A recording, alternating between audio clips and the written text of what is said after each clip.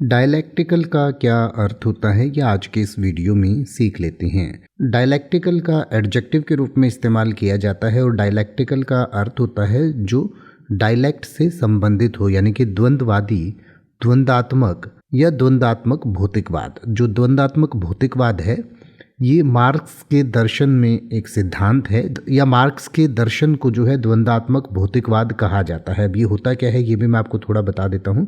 द्वंद्व का मतलब होता है जहाँ किसी चीज़ में आपसी अंतर्भेद हो, यानी कि या तो आपके विचारों में आपस में जो संघर्ष होता है उसको द्वंद्व कहते हैं। यानी कि द्वंद्वात्मक का या द्वंद्व का जो तात्पर्य है वो होता है वाद विवाद करना, लेकिन यहाँ इसका अभिप्राय अंतर विरोध से है। यानी कि जब हम दर्शन की यानी कि फिलोसफी की बात करते हैं तो इसका मतलब होता है अंतर विरोध, यानी कि प्रत्येक वस्तु जो है वो अंतर विरोध का परिणाम है और भौतिक जगत में जो प्रत्येक वस्तु होती है वो जीवन के लिए अनेक तत्वों से संघर्ष करती है और इसे ही द्वंद्ववाद कहा जाता है। यानी कि दुनिया में जितनी भी चीज़ें हैं वो द्वंद्ववाद का परिणाम है, ऐसा मार्क्स के दर्शन में समझा जाता है, माना जाता है और इसे द्वंद्वात्मक भौतिकवाद कहते हैं। डायलैक्टिकल मटेरियलिज्म इसे कहा जाता है।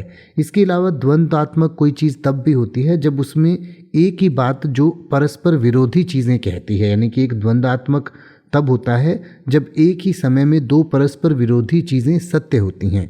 जैसे कि धूप निकली है और बारिश हो रही है, तो इन दोनों बातों में भी एक द्वंद्व है। या कोई व्यक्ति कहता है कि मैं बहुत बहादुर हूँ लेकिन वहाँ जाने से मुझे डर लगता है, तो इसकी जो ये बातें हैं उसमें भी एक तरीके का द्वंद्व है। तो इस तरीके से भी द्वंद्व का इस्तेमाल किया जाता है।